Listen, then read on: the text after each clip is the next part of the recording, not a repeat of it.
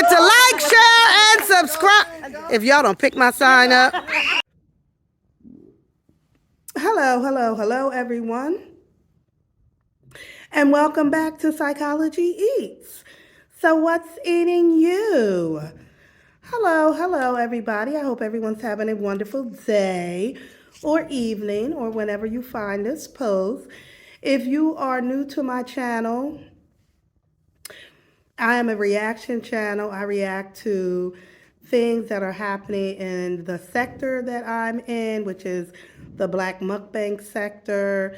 Also, I do reactions to what's happening in the world, trending topics, etc., etc., etc. And today you read the title. Well, let me give you the backstory. So, Boy Stop Capping, who is a content creator, although people don't like to claim to be from the sector, he's from the sector also. So he's a content creator. So he reposted a quote. And the quote reads, because I don't have a second phone with me, so I had to write it down. The quote is, and I'll put it right here so you can see it. This is a repost. Boy Stop Capping, he didn't come up with this. This is a repost. So the repost said, if I gave you up for adoption, why the fuck would you come and find me? And he put this on his community wall. And his community wall went crazy. Right? I mean, he posted it 24 hours ago, and it's got over 200 comments. And let me the backstory of why for this sector that statement blew up or that quote got legs and grew, and I think people are, there's been other reactions to it. I think, first of all, people need to understand that quote didn't come from Boy Stop Capping. That it was a quote that is even like kind of going crazy over on IG. And let's talk about why people are so triggered by that quote. If I gave you up for adoption, why the fuck would you come and find me? So the quote is coming from a birth mom or a birth dad. So let's talk about what in psychology and mental health in our world, we deal with what we call reunification. And so what happens is you have an adopted child, you have a birth mom or a birth dad, and adoptees throughout history, in most cases, not 100%, but in a lot of cases, adoptees want to know who their birth parents are. And I want to really put that language out there. In this world of adoption and foster care, but we'll talk about adoption. In the world of adoption, we refer to birth mom, the lady that had you, and then your adoptive mom. And so that is the language that we use out of respect for everyone involved in this situation. So as a adoptee or someone, who has been adopted, in a lot of cases, the children want to know who their birth parents are. Now, we have moved in mental health. We have worked very hard to push the agenda of open adoptions, push the agenda of children being able to have more information about their adoptive parents and have some sort of open relationship with them. Maybe not a day-to-day relationship, but in general, some sort of contact with them, because we find that it helps to take away those fantasies that these children begin to develop about their birth parents. That is part of the reason why these reunifications fail. So, as birth parents make a decision, and let's talk about mom. Birth mom makes a decision to place her child for adoption. This is not an easy decision for most moms. They make this decision, and in most cases, they're doing it for the benefit of the child. So they're coming from this place of love and wanting the child to have better opportunities. Okay, for some, that's not always the case, but for some moms, this is what their expectation is. So now you have this child that is gone, and maybe or maybe not they've been adopted. But let's just say they've been adopted, and they were told, by their adopted family that you were adopted at birth, whatever. I want to make a point of saying that many kids that come through our foster care system are not adopted as babies or even toddlers. They may not get adopted until they're 5, 6, 7 years old. So they may have experienced life with their birth families. But let's talk about the adoptee that has gone on to another family. They've been raised. Okay. But then what happens is these adoptees begin to fantasize about what their birth parents are like. And they may even start comparing their fantasy birth parents with their adopted parents. Like, my birth mom would never do that to me. My birth mom is perfect. And then they developed all these expectations of what they believe their birth mom or birth dad is. And they carry these stories, these fantasies in their head that may or may not be true. So the laws in many states are changing, and they are opening up these sealed records. They are opening up sealed documents and saying, here you go, adoptees, go and find your birth parents. Here's all the information we have. Go find them. And in my opinion, this is the biggest error they could have made. It is an error on so many levels.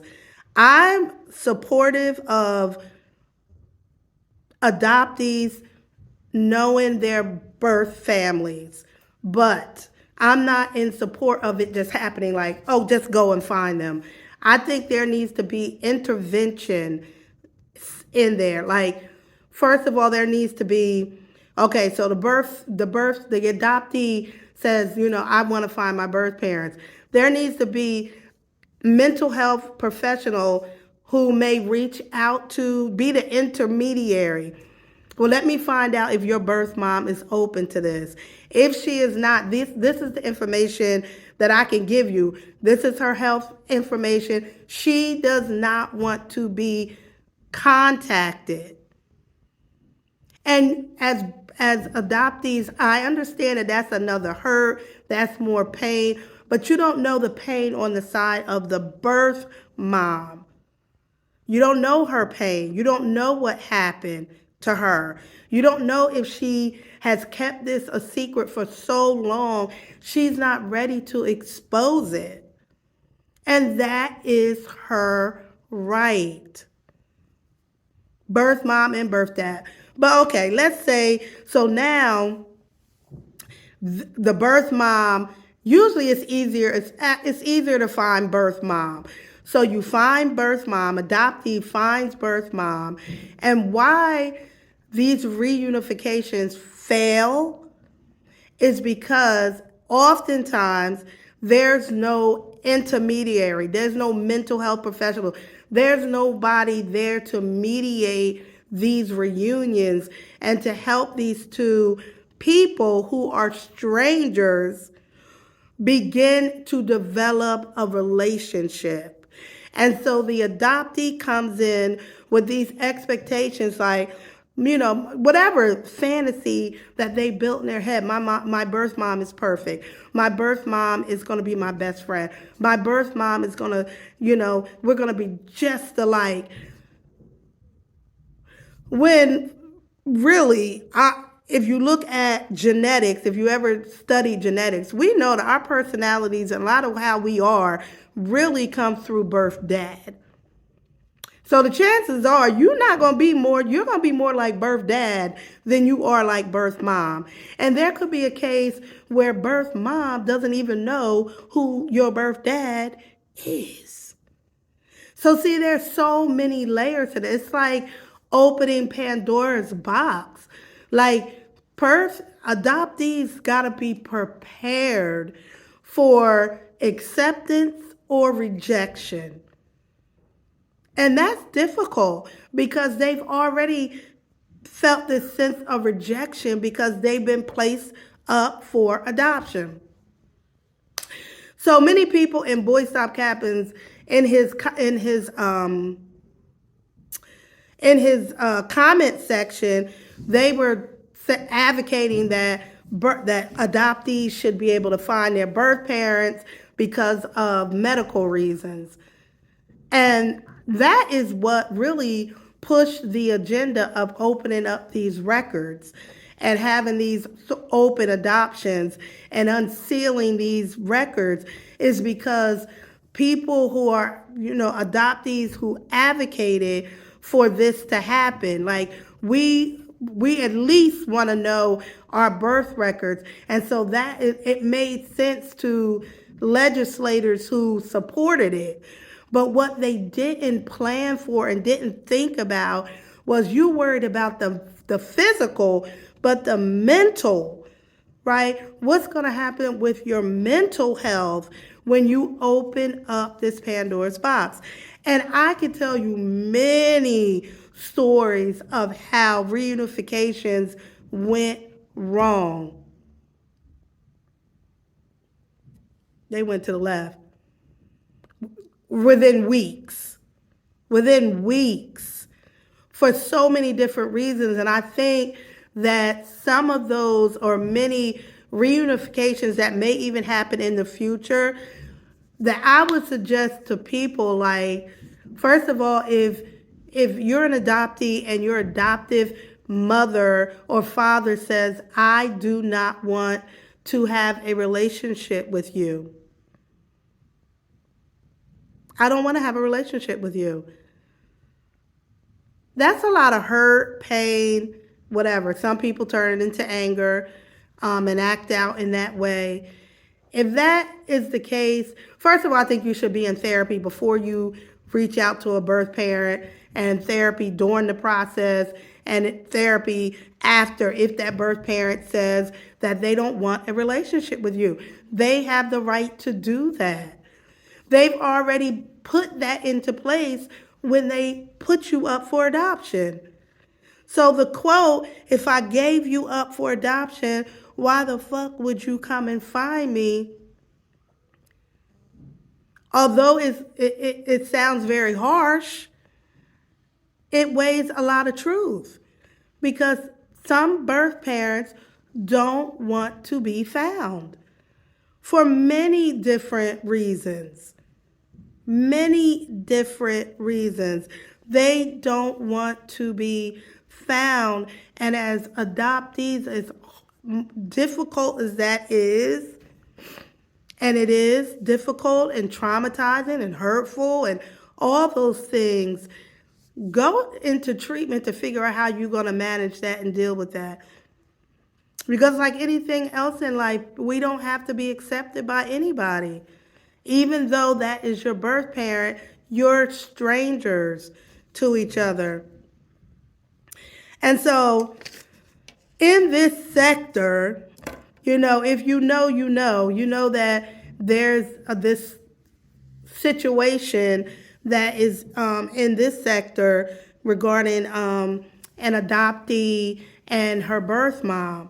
And it has gotten so ugly. It is so horrible because so many people who have nothing to do with the situation have inserted themselves in it and have made any chance of reunification is probably never gonna happen, because of all of the inserts into it. And so we we're looking at this situation unfold, but I promise you that it is not the only situation like that. That there are many failed reunifications, and oftentimes it's due to miscommunication, misunderstandings, expectations that neither side can reach or meet, and then they become, angry with each other. There could be jealousy on the part of the adoptee if birth mom went on to raise other children. And so now they have this jealousy with these other kids. And this has led and will continue to lead to a lot of issues, problems, possibly even violence, just because of all of the emotions and everything involved in reunification, which is why we would advocate for people who want to reunify with a birth parent that you have mental health intervention. Don't try to do this on your own. Do not try to do this on your own. This is a difficult process. And if it's done correctly, you can have, if both parties agree, you can have a lifelong, moving forward, a relationship. And that's a whole nother topic. I've known reunifications where birth mom has said to adoptee, nobody knows about you. And I want to keep it that way. We can see each other, but I'm never going to bring you to my new family, my children, my husband. So are you willing to accept that? We can have a relationship. But I can't tell people who you are. You don't know as an adoptee what you're going to find on the other end of that phone. Mental illness, drug abuse, sexual abuse. You don't know what you're going to find on the other end of that phone. You may be, as an adoptee, taking on some baggage that you don't want to necessarily have to deal with. You may find that you have this birth mom who really don't give a shit. Like, she don't want to have a relationship with you before it even starts. Maybe because of who she knows your birth dad is, and she don't want to relive it. She don't want to relive it. And so although people are triggered by this quote is very accurate. If I gave you up for adoption, why the fuck would you come and find me? Harsh, to the point, and so accurate to what happens when these reunifications fail. This was a long video. I felt like I've been talking for a minute. Hopefully you got something out of this. Don't forget to like, share, and subscribe to the channel, and have a good day.